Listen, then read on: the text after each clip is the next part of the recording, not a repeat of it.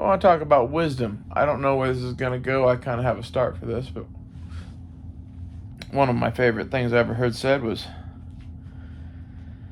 money, power and money are worthless. Love is everything.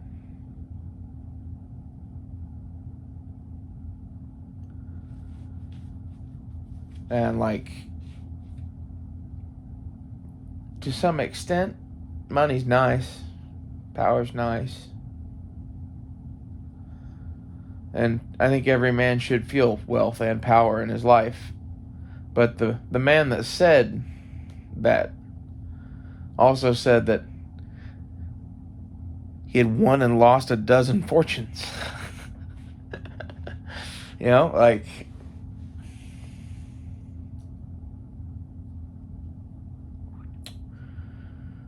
yeah, it sounds like some shit Jimmy Buffett would sing about.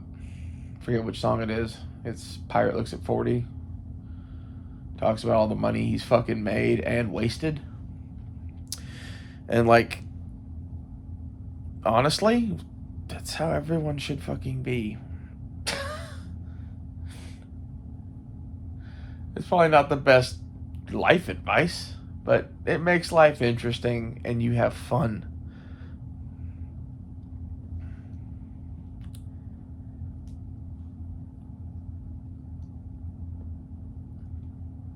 I've never been bored. Even like right now, I'm kind of like bumming around the house and fucking piecing myself back together a little bit.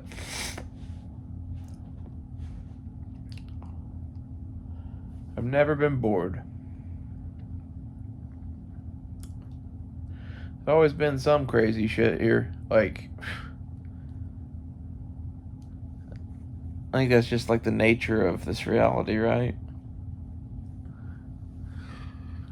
I think we've all had different experiences here, but in the last few years, we've had a real common shared one that lots of people took lots of different ways. I'm not going to talk about that.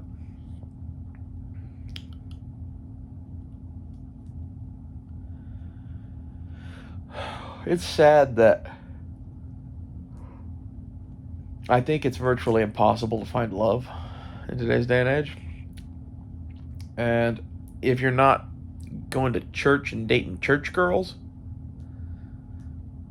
you're probably never going to find a partner that wants a lifelong thing in this world, at least not that I've experienced. Even what they say they do, they probably really don't. Like, they don't, like, they think they do. Everybody thinks they does, right?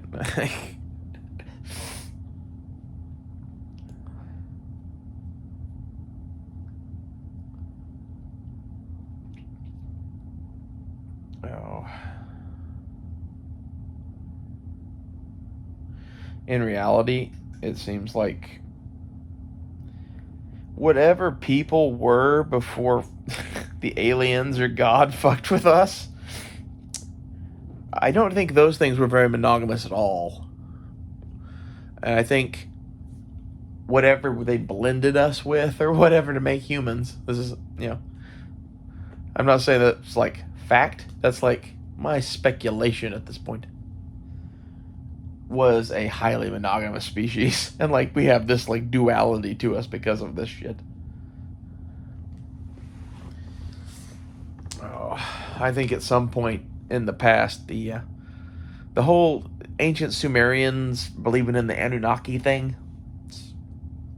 I was already an Ancient Aliens fan, and like I think it's pretty evident that the Sumerians really did get like turned into miners by somebody at some point in prehistory somewhere.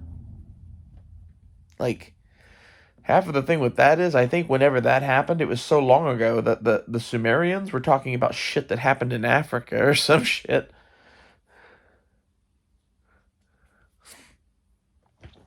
While we're on the subject of Sumerians, I had an interesting thought. The original Sumerians got wiped out by the hill folk a while into their existence.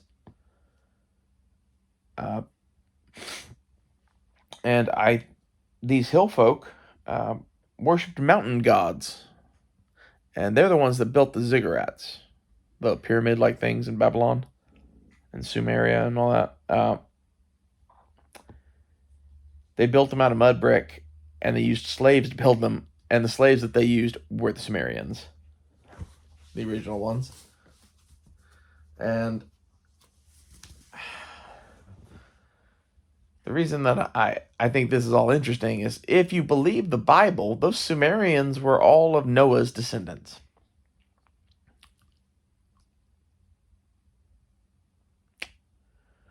And the hill folk would have been like the outcasts several generations back that kind of banded together and formed tribes in the hills. I'm guessing, as if you assume that the whole world was wiped out.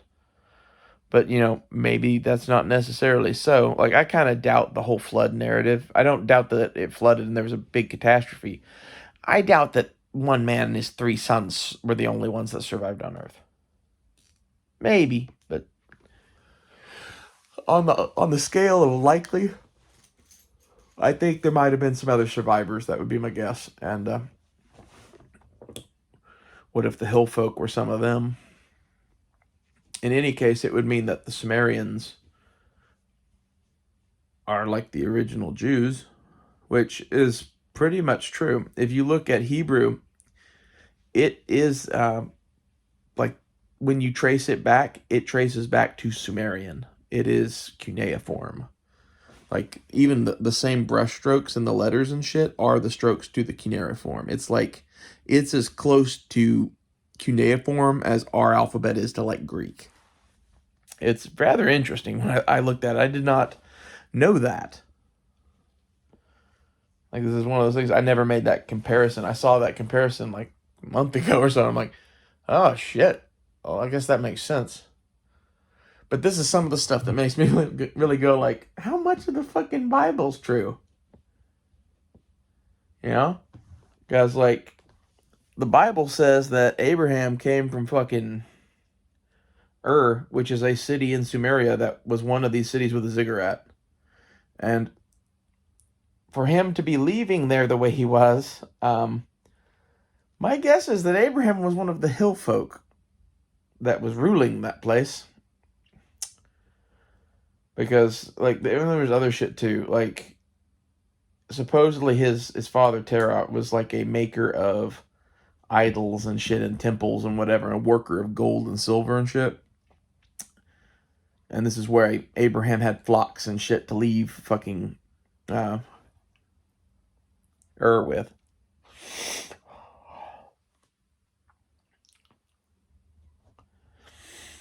But, like, this would mean that Abraham's father at least was a part of the evil. I mean, that's interesting.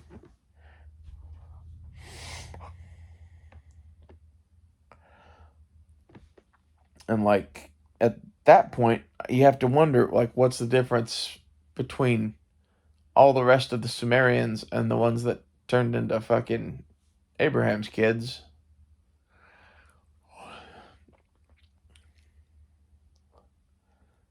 Definitely something, though, right? Because, like, keep popping up through history.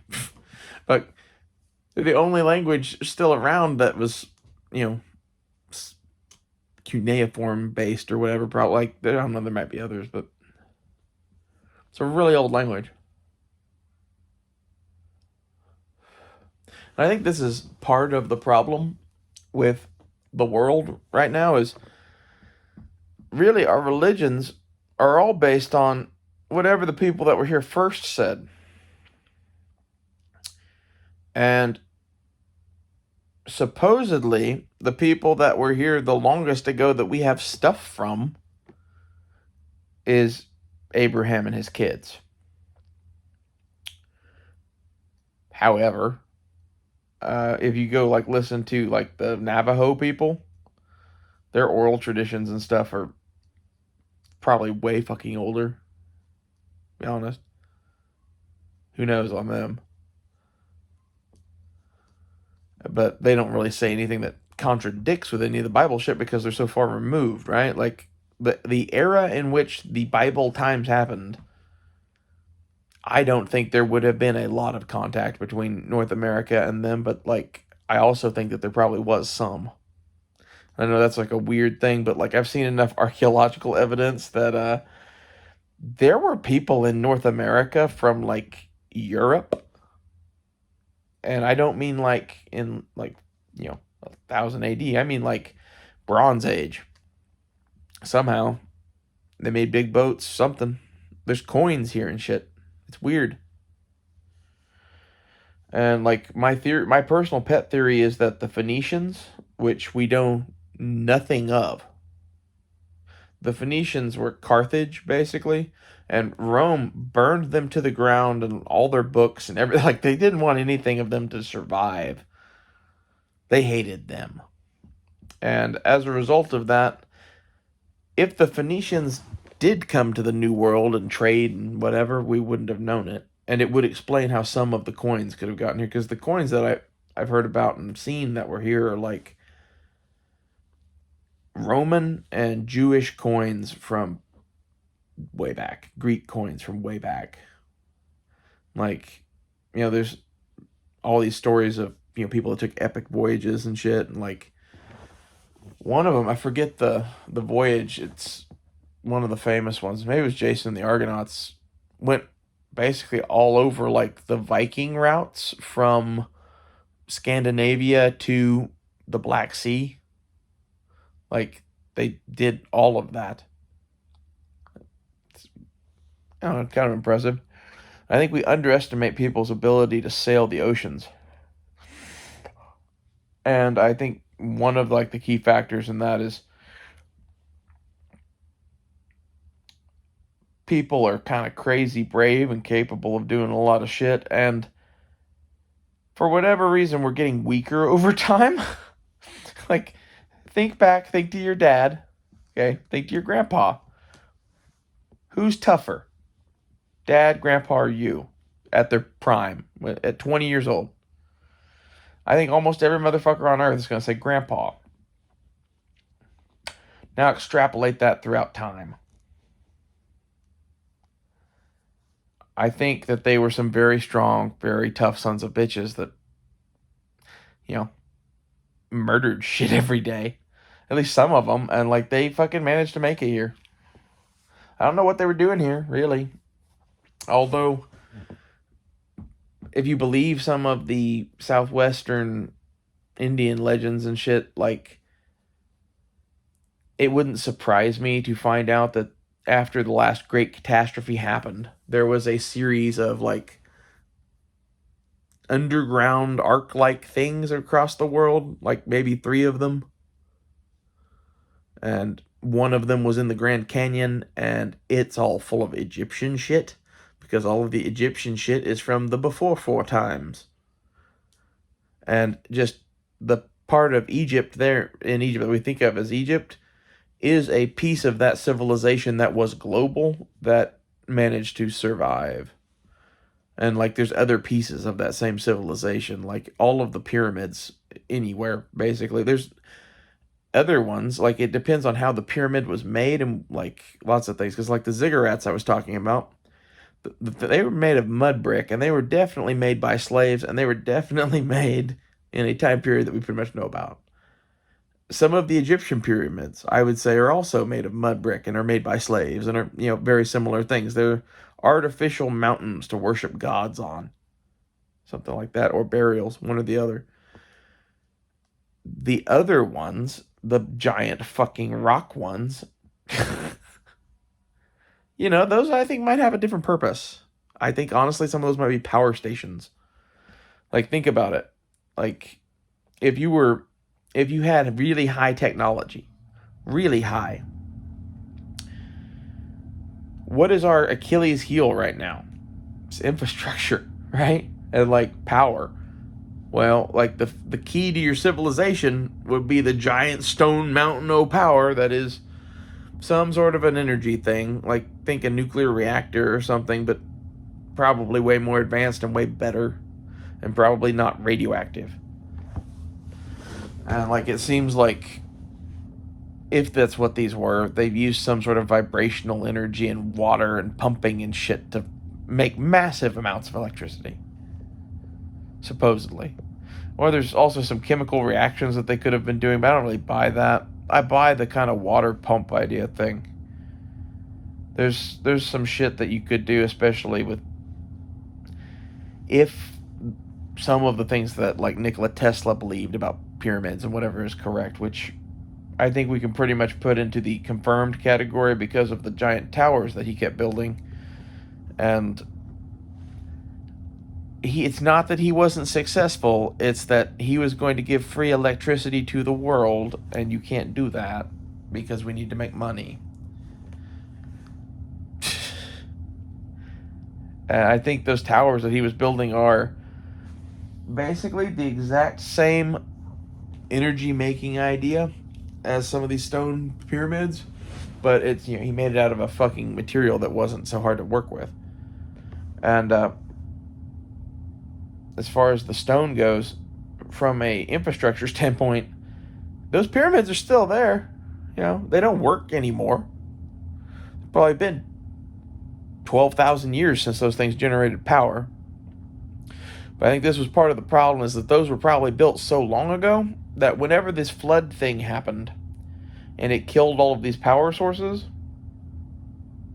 I don't think anyone would have been able to turn them back on or even rebuild them, especially not coming from a place of, hey, there was just a flood that wiped out 90% of life on the planet. Or some shit. Name your catastrophe, really.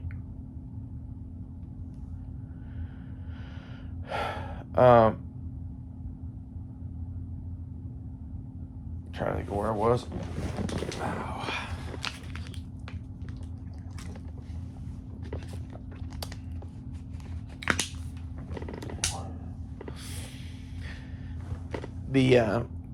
The idea of them being made of stone, though, if this is what they were power stations, the question really is, when were they built? And how long did they run? Because, this is my theory, is if you built those things, they might run for 200,000 or 300,000 years. And, what if there was just electricity everywhere on this planet for a couple 100,000 years? And then the flood came, and the gods took to the sky, and that's literally what they say in the Sumerian tablets.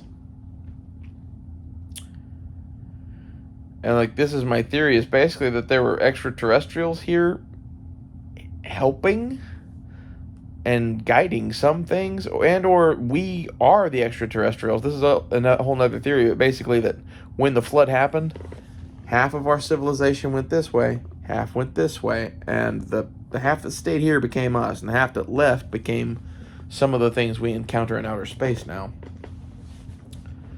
That live, I'm guessing, either on the moon or some secret underwater base or something. They've got to live on the planet somewhere. We see too many fucking shits here.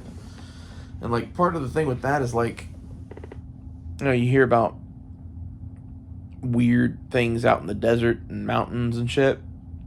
I think some of them deserts and mountains and shit are infrastructure for them, some sort. It's hidden as mountains to keep us from doing shit there. I don't really know how they do that. Or maybe there are real mountains there, but there are also whatever this is. And maybe it's underground. To be honest, I think it's either underground or in another dimension. But at the same time, they don't want us, creating a city there, because it would cause chaos in their fucking universe, probably, if it's in a parallel dimension. This is why the mountains. And, I don't know if that's true or not, to be honest, but it's interesting. A lot of this alien shit is interesting. I don't really know what to make of it. It's a mix match of fucking rumors and garbage. And every once in a while you hear something that's just well, I believe that to be true, A, and B, it's kind of earth-shattering. The gods taken to the sky thing is in the Sumerian flood myth. My conclusion there is that what if the gods were technologically advanced people, basically? Think now where we are at, we're starting to play with the idea of evolving our DNA and add cybernetic shit and whatever. I think that when you do that, you become the gods, quote unquote. Might as well be.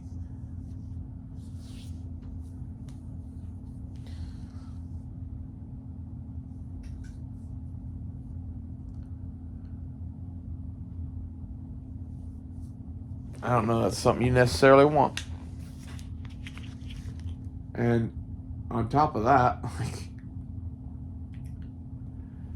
my main concern is if you don't do that now, are you going to be like a caveman and they're going to be like gods? Like, I think this is how the rich people are going to be soon. I'm be me, still me, and they're gonna be like in a robot body with a fucking like serrated velociraptor cock or something. It's gonna get weird fast.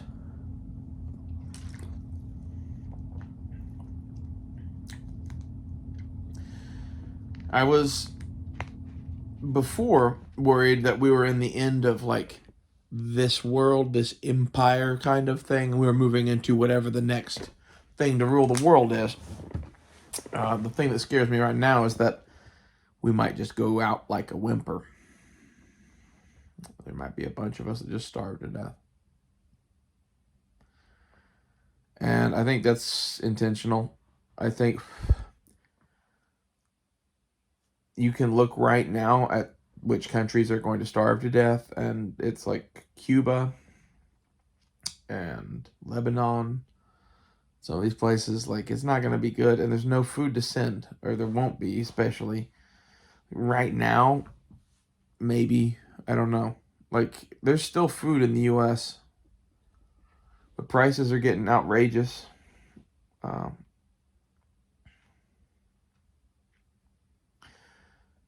Local fucking Mexican thing here. We've liked for forever. They're fajitas.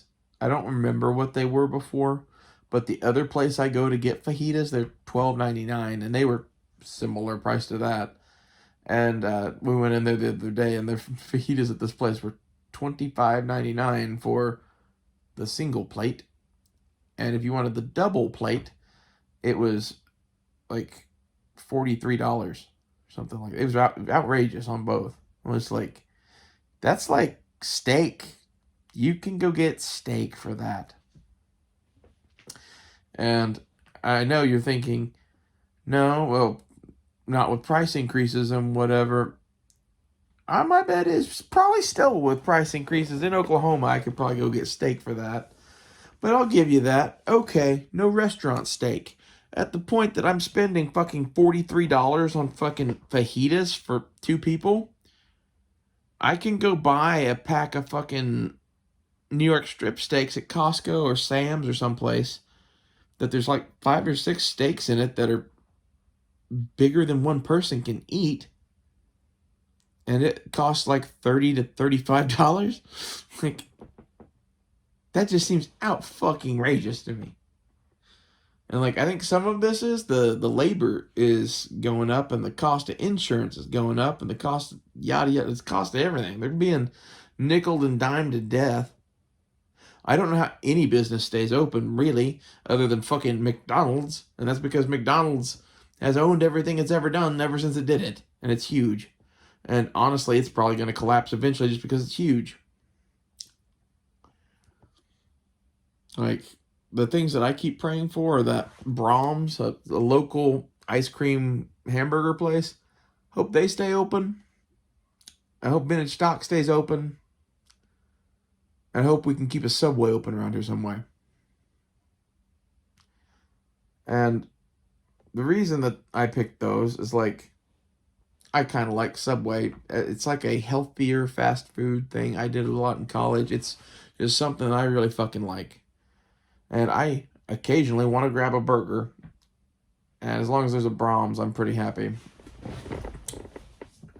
And then Vintage Stock is a local like GameStop kind of a thing. They do like DVD sales and shit too, and like I go there to buy movies. You can get a used DVD there for $3.99, and there's a big selection of a lot of different shit, and they have other cool stuff. And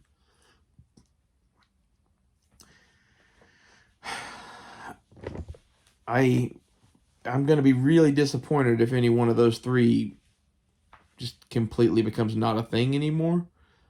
But other than that, I'm pretty well prepared to have everything else blink out of existence. There's a couple of last minute things here or there that I need to get, but you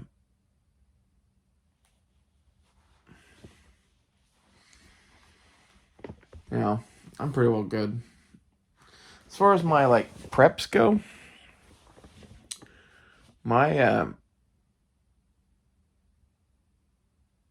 my preps are pretty much done. I need a roof rack still, and really need to build out the inside of my van still, but like I just haven't been doing it because like I don't know. It's been crazy, and I've had other shit on my mind. And honestly, once I build it, I can't put the seat in it anymore. And the ability to throw a third seat in it is kind of handy. And I'm debating keeping that function somehow, but I don't know how I would do that. So I'm kind of still working it out in my head how I'm going to do that. The roof rack thing is just, it's going to cost $120, and I haven't done it yet. It's going to hurt when I do it. So bracing for that one. I've got a deal going on a couple of knives to trade, though. I'm trading a bunch of stuff for a couple of high-end things.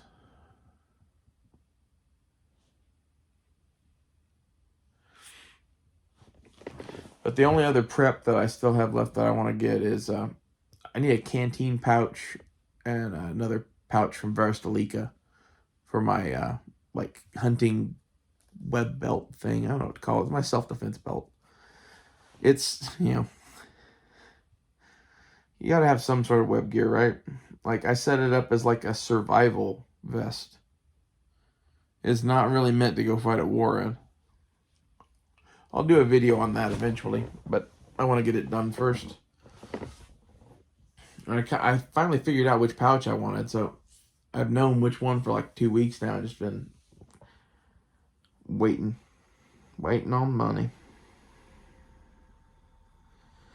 I'm very glad that I bought a bunch of food, and I keep trying to like not eat it, because like it looks like things are gonna get bad. Like some things I went ahead and already ate through because it's stuff that didn't keep necessarily that well, and I don't know. I should go restock some while there's still shit probably, but I want to finish off some other things first. I've pretty much narrowed it down to where like I'm just gonna finish that belt kit and do the roof rack on the van, and that's the end of me spending money on anything other than maybe repacking food. And again, I haven't bought food in a while now because I bought so much. I went and I loaded the fuck up.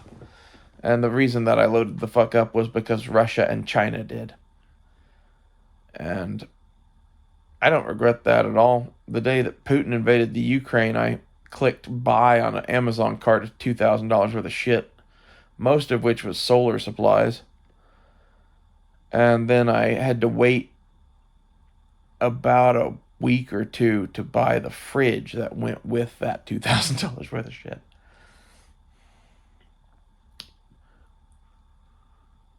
Like, you can only prepare so much. Like, I don't really have enough money to go buy a giant bunker or some shit, so I am going to do an interesting prep, though. I'm going to buy a swimming pool. If you've seen those, like, I think it's NextCare is the name of them, but they have an inflatable ring on top and a bag, and you just inflate the ring and set them up in your yard and fill them full of water. They're nice pools. I've swam in one a couple of times. I'd really like to get a big, fairly deep one, but they're fairly expensive, and I debate on that. I'm talking right now with my uncles about, hey, I was going to spend $100 on a pool. If you guys are both willing to pitch in $100 each, we can get a much bigger pool. And, it's one of those that we have a place that we can put it, and the whole family could use it. And at the same time, if the world ended, the small one is 2,000 gallons of water. And I'm here to tell you, you think, oh, it's just a big plastic bag of water in the backyard. It'd be like pond water in no time. Yeah, it'd be like pond water in no time, but it'd be water. And it's going to suck. As someone that likes their bottled water.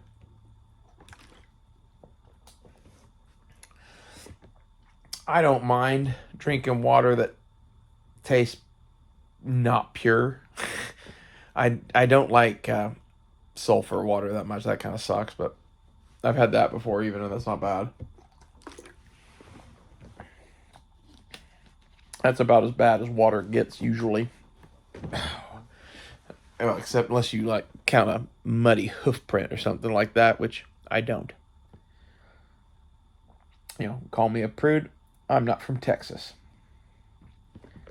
That is a True Grit joke. I'll be here all week. What else? I don't know what to talk about. We're going on preps.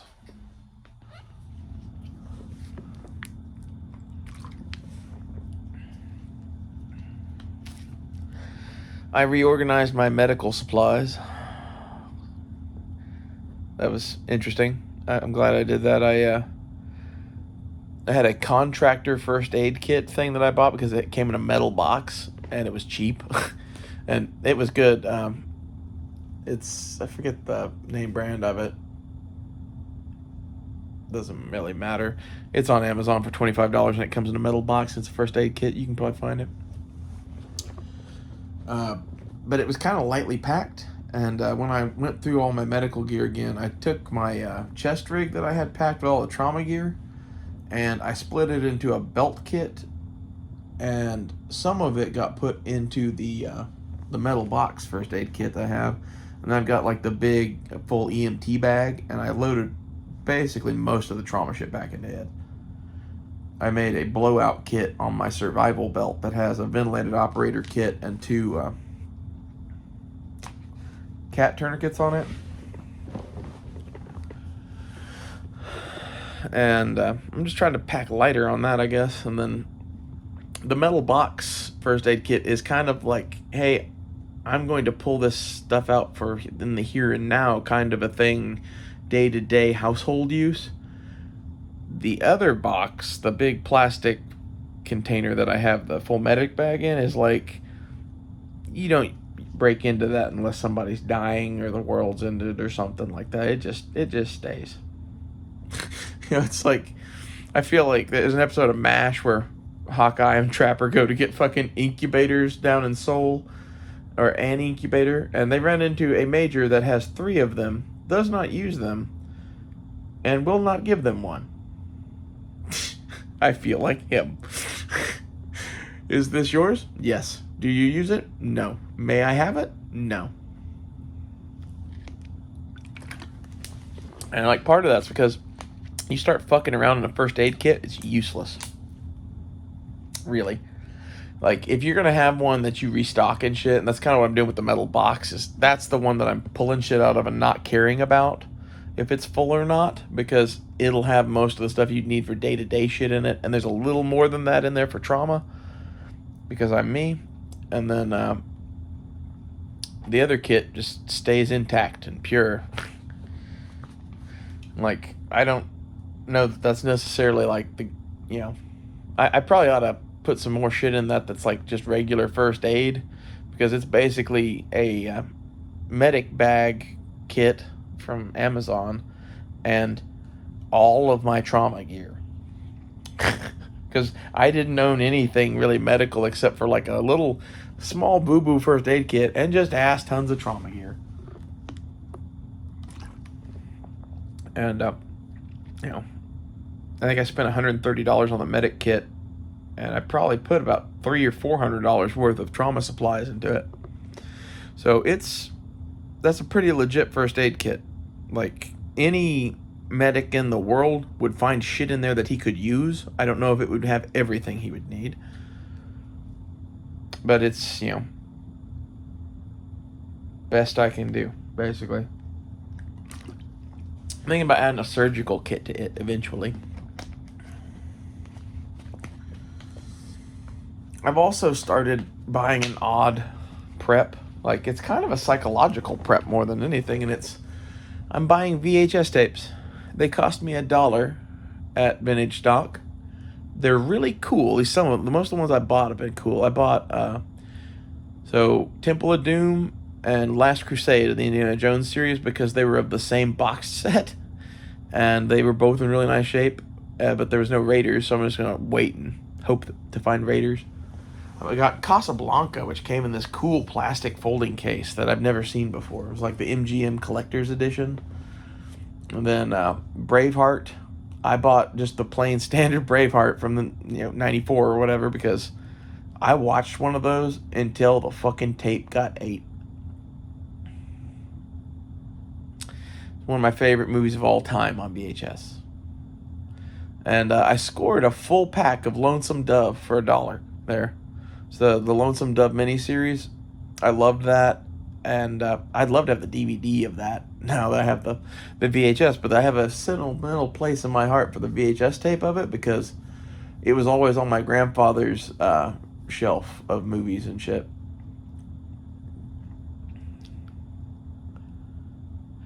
And I bought a copy of Fantasia a while back too. And that was mostly because it was basically brand new and a Disney movie and a pretty legit, like, collectible Disney movie at that. And it was brand new in the packaging and even had the mailer inside. Like, it looks like somebody watched it twice, which is, Fantasia is, yeah, probably. It's not something everybody pulls down to watch all the time, but I just thought it was a classic. It's kind of like Casablanca. Like, I'm going to have a shelf in my house that's there's books and shit, but there's gonna be a shelf of VHS tapes now that are these fucking cool ones.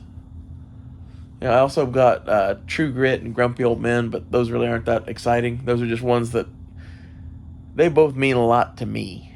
Again, kind of like the Braveheart one. I got given a copy of True Grit on VHS by my dad when I was like 10. I loved that movie. And Grumpy Old Men, fuck, for a time in my life, I watched that every night as I went to bed in like high school. It's one of my favorite movies of all time.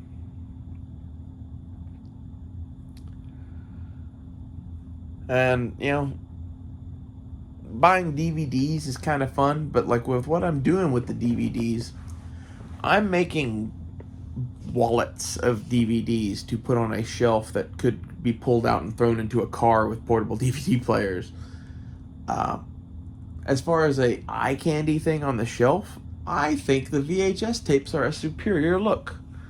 So I'm buying a collection of nice old VHS tapes just to have on a shelf as art. I know that might seem bonkers, but I dig it.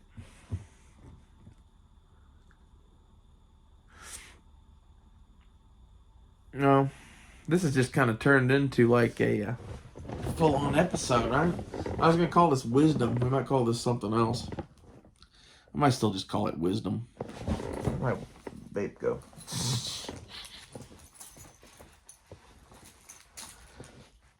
That is a good name for a podcast. The Where'd My Vape Go podcast would be very fucking popular. Well, goddamn it. It's one of those things that, like, you don't think you'd lose this sumbitch. But, like, they're just small enough and they kind of roll and they end up in odd places and furniture and shit.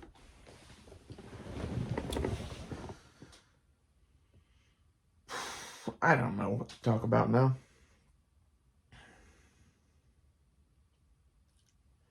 Feels good to talk to you guys, though. I haven't been talking on here much, honestly, because I've been kind of mad and out of my mind and pissed and just hateful. And like when I do have something to say, it's usually bitching about some YouTube video I just watched. And it's taken me 40 minutes of talking like this to you guys to get to the point that I feel like me again, really. Like, I should do this more. I think maybe Backwoods is the only person that listens to all of this, but, you know, I don't know. There's like 45 or 50 of you that seem to watch everything I put out.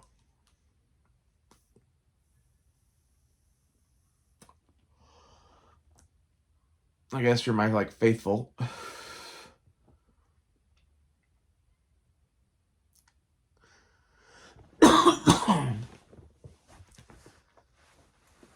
don't know what you're faithful in, really. Like, so what I've been trying to work out to discover is, like, I'm going to evangelize for God. I'd like to evangelize for the right one. And, to a lot of people, they're like, well, it's the Judeo-Christian God. Well, you could maybe consider my God to be that God or the same God, but my God is, like, the one creator of all things, like, the guy that made the whole universe. I think that's a pretty good place to start. And, like, that sounds like some Native American shit. And really, if you go back far enough, it sounds like the stuff that we all used to believe before all of our religions got perverted into Satan. Which is, that's half of why I make so many videos on religion now. It's like, no one's ever really going to listen to me, but those of you that do. But to those of you that do, like, know that there's more to fucking evil and good than whatever they fucking tell you. Like, I'm not saying to go do evil shit or whatever, but I'm saying, like,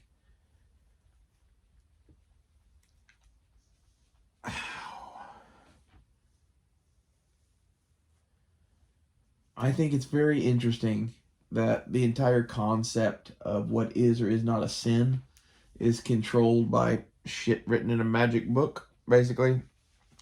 And that magic book has been torn up and changed and whatever many, many times.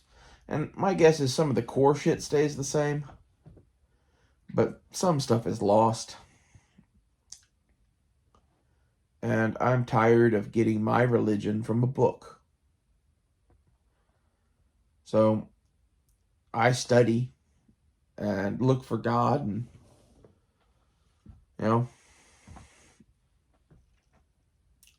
I've always been doing my own John the Baptist thing kind of out here in the woods. And this is part of the key, is Jesus, who did he think was closest to God? He thought it was John the Baptist. And John the Baptist was wandering in the wilds and talking to God and eating honey and locusts and shit. Madman. But yet not demon-possessed.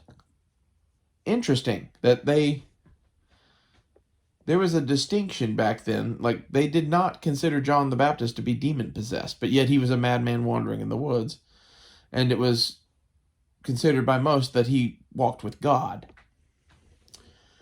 And it's been my experience that I felt closest to God when I'm alone in nature. And I think he was probably doing a little bit more than honey and mead out there in the fucking wilderness and out of his fucking gourd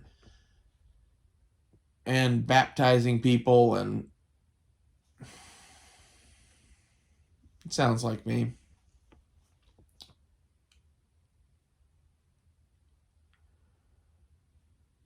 It's a good way to be, anyway. I think that if nothing else, my God respects it.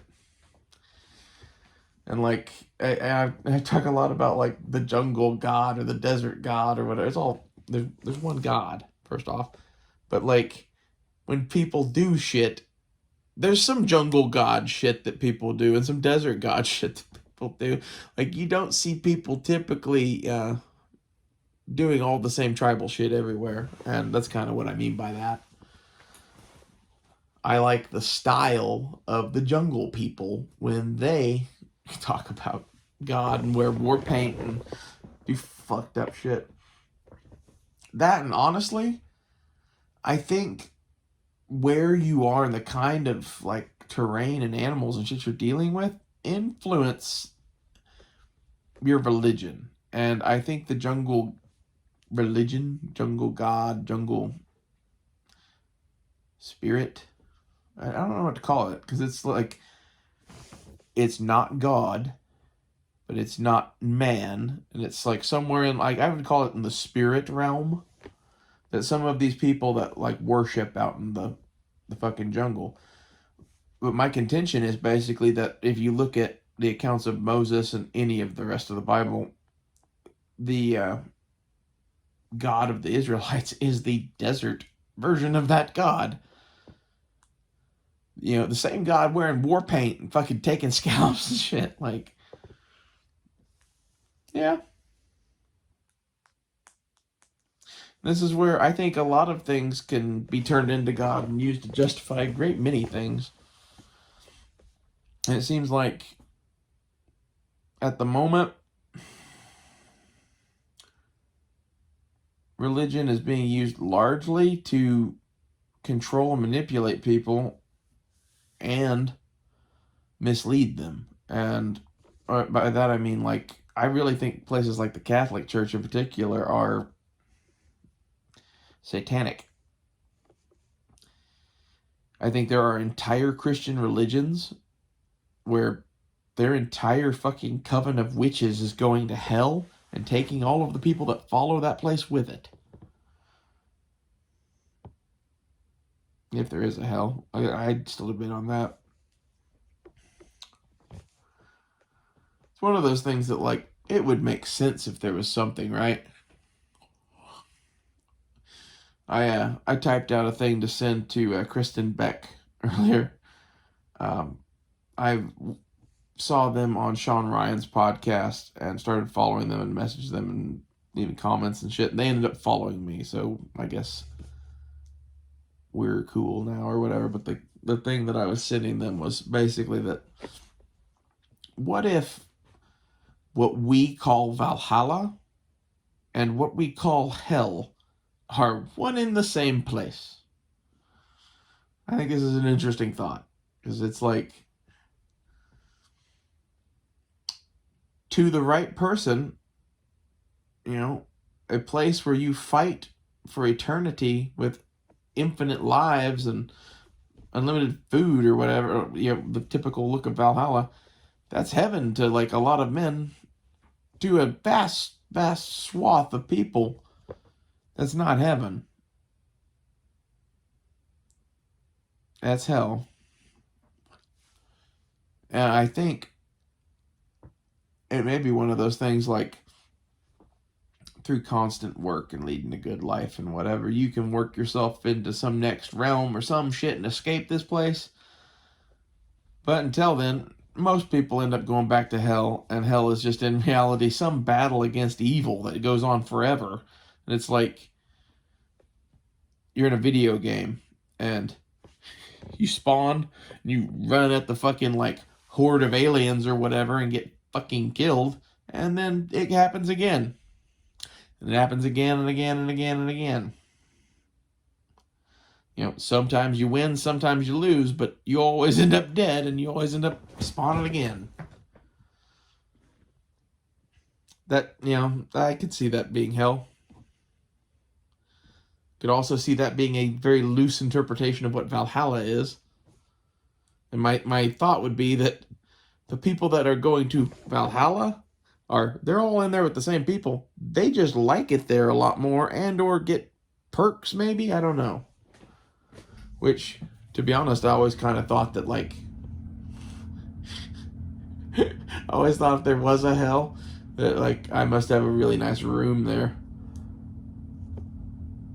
That's fucked up. But like, I like to think of hell as like Little Nicky, where like Hitler's there and he's in a French maid outfit. And he's getting a pineapple up the ass. Seems very appropriate. You know, when Little Nicky's friends die and they go to hell, they're jamming out in a fucking metalhead's room in hell, which, to be honest, is probably what those two wanted anyway. That's how I always kind of imagined it.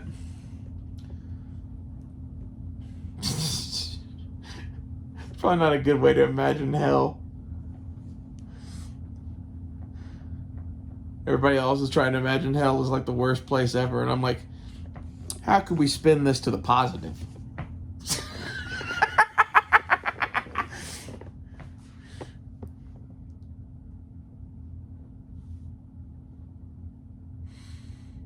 Oh.